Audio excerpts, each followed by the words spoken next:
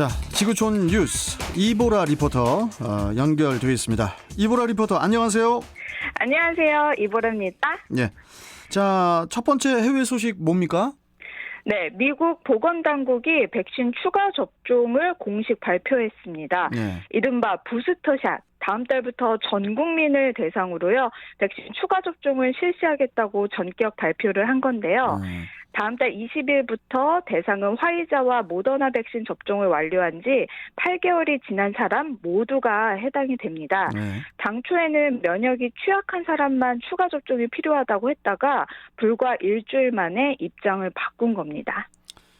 아직 세계적으로 이렇게 백신 불평등 문제가 아직 심각한데 미국이 이 부스터샷을 전 국민으로 확대를 한다면은 더욱 이 백신 부족 현상이 심각해질 것 같기도 해요. 그렇죠. 맞습니다. 결국 아직 백신을 한 번도 맞지 못한 다른 나라의 기회를 뺏는 것 아니냐는 우려도 제기되고 있거든요. 미국에서는 현재까지 약 2억 명의 인구가 1회 이상 접종을 마친 만큼 부스터샷이 시작되는 가을부터는 그만큼의 백신 물량이 미국에 추가로 공급될 것으로 보입니다. 이들이 모두 백신을 추가 접종할 경우에 당초 계획보다 25배의 백신이 더 쓰이게 되거든요. 그러면은 한국 등 다른 나라들의 백신 확보가 더 어려워질 수밖에는 없을 것 같습니다. 네, 아무래도 영향이 있겠네요. 네네. 그나저나 미국이 면역이 취약한 사람만 추가 접종하겠다던 그런 입장에서 갑자기 이렇게 전 국민 부스터샷으로 태도를 바꾼 이유가 뭘까요? 네, 일주일 만에 급변했는데 미국 질병통제예방센터 CDC는 부스터샷이 필요한 이유에 대해서요, 백신의 보호 효과가 시간이 갈수록 감소하고 델타 변이가 지배적으로 확산하는 것이 데이터에서 명백하게 드러난다면서 이런 이유로 백신의 보호력을 최대화하고 또 지속성을 연장하기 위해서 부스터샷이 필요하다고 입장을 내놨습니다. 그리고 조 바이든 미국 대통령도 다른 나라의 비판적인 시각에 선을 딱 그으면서요, 미국과 세계 동시에 도울 수 있다고 주장을 합니다. 하지만 전문가들은 잇따라서 이 부스터샷의 실효성에 의문을 제기하고 있거든요.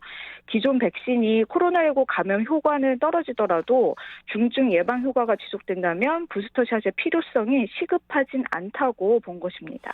자, 일단 세계보건기구죠. WHO가 전 세계의 백신 불평등을 우려를 하면서 9월까지는 부스터샷을 좀 자제해달라, 이렇게 이제 맞아요. 요청을 또 하기도 했지 않습니까? 네네. 그러면 이번 미국 발표를 듣고 WHO는 어떤 입장을 내놓았는지 이것도 궁금해요. 네, 세계보건기구는요, 구명조끼 하나 없는 사람들이 익사를 하는데 구명조끼가 이미 있는 사람에게 추가로 조끼를 나눠주는 꼴이 나면서 표현이 아주 적절하네요. 네, 그렇죠. 미국의 계획을 맹비난했습니다. 단 한 번도 백신을 맞지 못한 사람이 세계 인구의 70%에 달하는 상황이거든요. 저소득 국가의 백신 접종률은 현재 2%에 불과합니다. 또한 모든 사람에게 부스터샷이 필요하다는 과학적 증거는 없다면서 개발도상국에 수십억 명의 백신을 접종하지 못하면 계속해서 새로운 변이 바이러스 출현을 조장할 수 있고, 또 그렇게 되면 더 심각한 상황이, 이거 코로나가 끝나지 않고 심각한 상황이 발생할 수 있다고 경고를 했습니다. 우려가 됩니다. 우려가 되는데 네네. 이게 세계 최초로 부스터샷 접종을 시작한 이스라엘을 시작으로 미국까지 이제 부스터샷을 시작을 했으니까 다른 또 선진국들도 빠르게 부스터샷을 도입하지 않을까, 그런 생각도 듭니다. 네, 지난달 12일에 부스터샷 접종을 이제 이스라엘이 시작해서 현재 100만 명 이상이 추가 접종 마쳤고요. 다음 달부터 고령자와 면역 취약자의 부스터샷을 접종하는 독일은 일부 주에서 이미 추가 접종 시작했고, 세르비아와 칠레도 추가 접종 개시했고, 프랑스와 영국은 다음 달 부스터샷 접종을 준비를 하고 있습니다. 비판을 의식한 탓인지 미국은 향후 부스터샷 접종이 진행되는 동안에 다른 나라에 추가로 2억 도수를 기부할 계획이라고 밝혔습니다. 자, 아무튼 네. 미국이 아주 그냥 하고 싶은 건 다 하고 사는 나라인 것 같습니다. 참 되게 배 아파요, 맞습니다. 솔직히. 네. 좀 같이 좀 상생해야지. 맞습니다. 현실이 참 냉혹합니다. 자, 다음 소식 전해주시죠. 네, 탈레반이 장악한 아프가니스탄에 대한 국제사회 금융 지원이 중단되면서 재정 위기에 처할 것이란 전망이 나오고 있습니다. 탈레반은 집집마다 문을 두드리면서요, 경제활동 재개를 압박하고 있는 것으로 알려졌습니다. 그 미국이 아프가니스탄을 점령한 탈레반의 돈줄 옥죄기에 들어갔다고 볼 수 있을까요? 네. 국제통화기금 이 IMF가요, 아프간에 예정된 특별 인출권, 이 특별 인출권을 SDR이라고 부르는데요. SDR 배정을 보류하는 방식으로 금융 지원을 중단했습니다. 이 특별 인출권은 IMF 회원국들이 외환 위기에 처할 때 담보 없이 달러, 유로, 파운드, 엔화 등을 인출할 수 있는 권리거든요. 근데 기존에 아프간에는 약 5,300억 규모의 이 인출권이 배정될 예정이었는데 IMF가 금융 지원을 중단하면서 이를 사용할 수 없게 될 전망입니다. 이게 지금 그 IMF면 뭐 또 미국이 또 가장 큰 비중을 차지하고 있지 않습니까? 네, 맞습니다. 그러면 아프간 정부에 대한 인식이 이게 이제 국제사회 내에서 확실성이 부족하기 때문에 내려진 결정이라고 봐야 될까요? 어떻게 봐야 될까요? 네, 정확하게 보셨어요. 이 IMF가 190개 회원국의 출자로 운영 중이고요. 가맹국들에 의해서 움직이거든요. 합법적인 정부라고 인정되지 않을 경우에 기존에는 신규 SDR을 받을 수가 없습니다.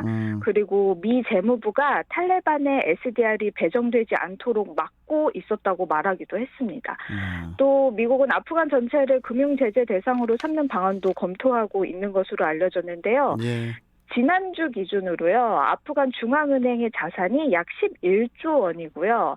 대부분 해외은행에 묶여 있어서 탈레반은 이 해당 자금에 접근을 할 수 없을 것으로 보입니다. 그래서 아즈마 아흐마디 아프간 중앙은행 총재는 아프간의 화폐 가치가 하락하고 인플레이션이 발생할 것이라고 전망했습니다. 참 복잡합니다, 아프가니스탄. 네. 자, 마지막 소식 전해주시죠. 네. 세계적 축구 선수 리오넬 메시 아시죠? 알죠, 메시. 네, FC 바르셀로나에서 프랑스 프로축구 파리 생제르맹으로 이적을 했잖아요. 그래서 계속 연일 화제인데요. 메시가 바르셀로나를 떠나면서 가진 고별 기자회견에서 흘린 눈물을 닦은 휴지가 경매 사이트에 올라왔습니다. 유니폼도 아니고 휴지요? 네, 눈물을 닦았대요. 그래서 이 경매 얼마의 시작부터 올렸을까요? 메시 시작가. 용의 눈물이 아니고 메시의 눈물이 젖은 휴지 조각이죠. 네. 제가 봤을 때 한 3천만 원? 3천만 원? 그래도 후하게 주셨네요. 그래요? 네. 얼마입니까?